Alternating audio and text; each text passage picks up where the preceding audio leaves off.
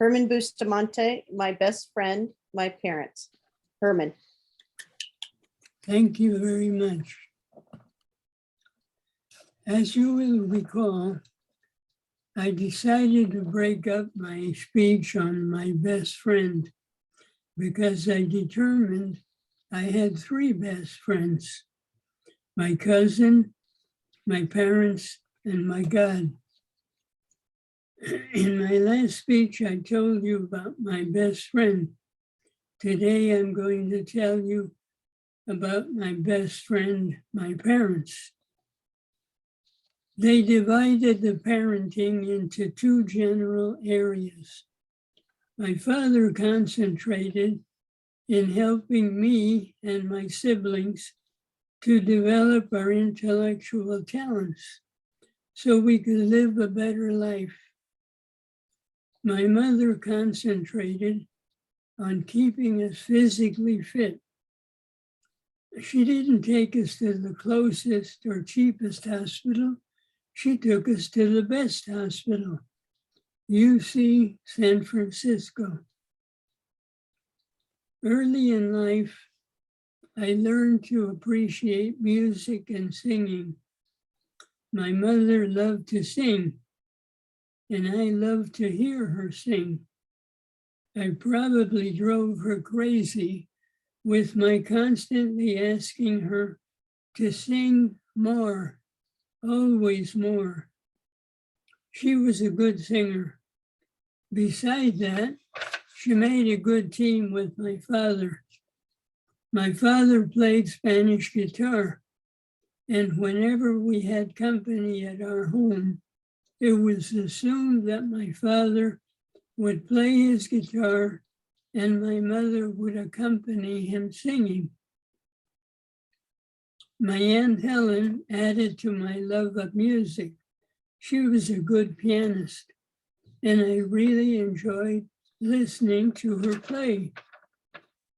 One day I mentioned to my father that I would like to play the piano. He asked me if I was serious or just kidding. I said, no, I think I would really like to play the piano. A couple of days later, two men showed up at our house with a piano. They brought it up the stairs and installed it in my room. I realized then that I had to be careful with what I said to my father. I had to be sure that whatever I said, I really meant it. So I learned to play the piano. The Palace of the Legion of Honor is a wonderful art museum in San Francisco. They also offer courses on various subjects which you can participate in. My father was always looking for things I could do that would teach me something useful. I was a young teenager at the time, and summer vacation arrived. He heard about a project which was going to be held at the palace and suggested I try it. The course was to teach you how a house is configured. It discussed the function of each room and the features that each room should have. And then you would build your home, you would design your home and build it. Of course, it was a small model, not a full-size house. My house was about 2 foot square and 10 inches high. Please don't think it was just a box. It had all the rooms, the entrance, kitchen, living room, bedroom, bathroom, and they were all furnished with things that I built. When I first heard of the project, I wasn't sure I would enjoy it. As we got into it, I found I enjoyed it and learned a lot. As I got into my studies in high school, I found I was spending more and more time at the library. I was always needing to read articles in the Encyclopedia Britannica. Unfortunately, the library was about 10 blocks from my home, and much of the way was uphill. I decided I needed to have my own encyclopedia. Just think of all the time I would save. As it turns out, I was now able to buy things for myself, since I was now a man of means. I had started delivering newspapers. It was not always pleasant. Depending on the time of year, you would have to put up with a lot of rain. Fortunately, I learned to put up with it in order to get the money. I decided to buy my own encyclopedia, and I talked to my father about it. My father contacted the Encyclopedia Britannica company, and they came to our house. After talking to the salesman and discussing the price, he said he could sell me the encyclopedia, but I would have to have an adult co-sign for me. I assured my father I would pay for the whole thing. My father co-signed, and I bought my own encyclopedia. Wow, no more library. After I learned to drive, there came a time that I felt I needed my own car. I did not have much money, but I did not feel I needed anything fancy, just something to help me get around. One was a very old 4-door Buick, which looked like Al Capone's getaway car. Then came the day I began serious dating. I decided I needed to have a nice car, something I would not be embarrassed to pick up a girl in. I decided I needed my father's help. I found a very nice Ford Club Coupe in great shape. Besides, the previous owner had installed oversized pistons and 3/4 cams. I wasn't sure what 3/4 cams were, but it sounded impressive. I showed it to my father, and he agreed. It was a good buy. He loaned me some money, and I bought the car. The car was great, except for one thing. It did not have covers on the inside of the doors. I immediately got some heavy cardboard and made covers for the doors. In addition, I bought the material I planned to cover the cardboard with. I was blessed by God because shortly thereafter, I met Sylvia. I asked her out, and after a couple of dates, she offered to sew the cloth for the door covers, and I had a complete car. And I never had another girlfriend. Sylvia and I dated for about 2 years. All this time I was going to college at UC Berkeley. I guess I drove Sylvia's mother crazy. At the end of most dates, I did not want to leave Sylvia, and we would end up in the living room watching TV.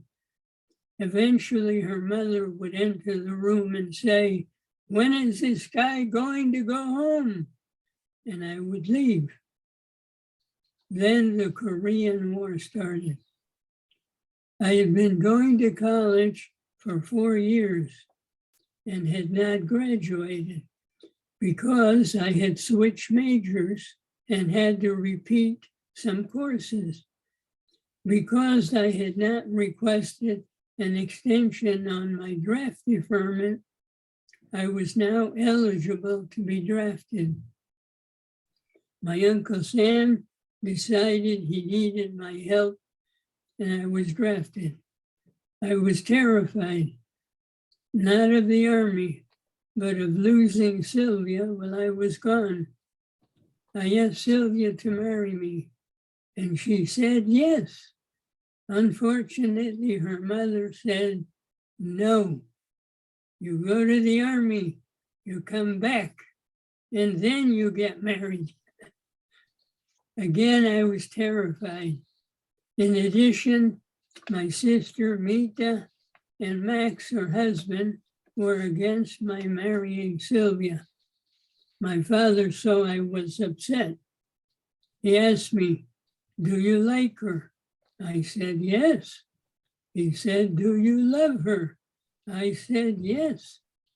He said, then don't listen to anybody. Do what you want. We went to his jeweler's. He bought a ring with his money. I gave it to Sylvia, and I went to the Army happy. It's hard to really do justice to all the things my mother did for me. I'll tell you a couple of things. As I mentioned earlier, she always took us to UC San Francisco. Once when I was a teenager, we went to the hospital.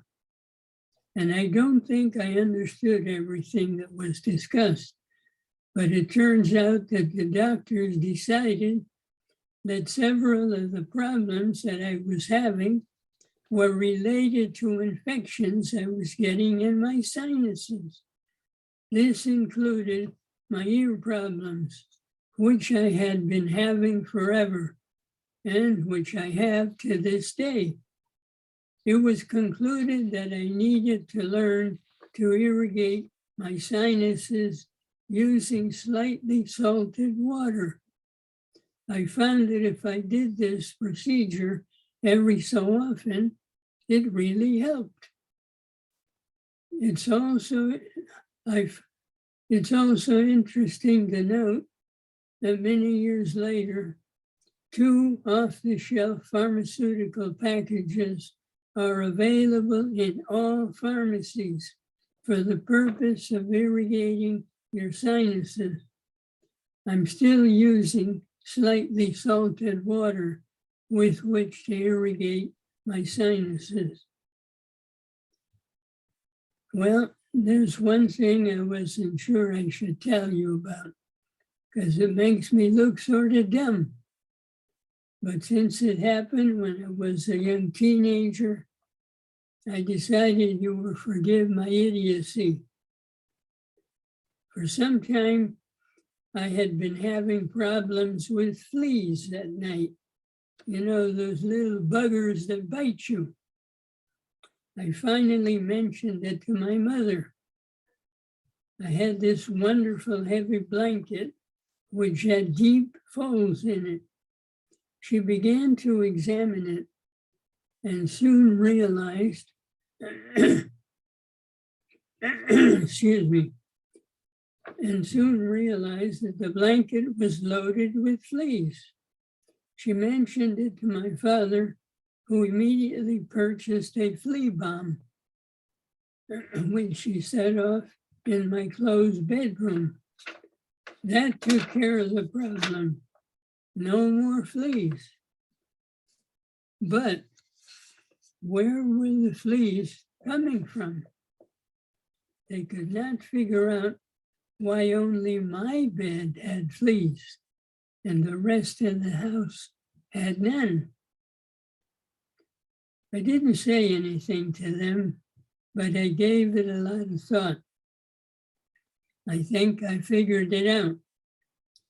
You see, there was a house to the right, diagonally across the street from us, which had a large open area covering about 3/4 of the property. I had discovered that if you walked in front of a tree on the right-hand corner, your pants were covered with fleas. I guess being a dumb teenager, I thought it was clever. I never did again. Thank you. I hope you enjoyed it.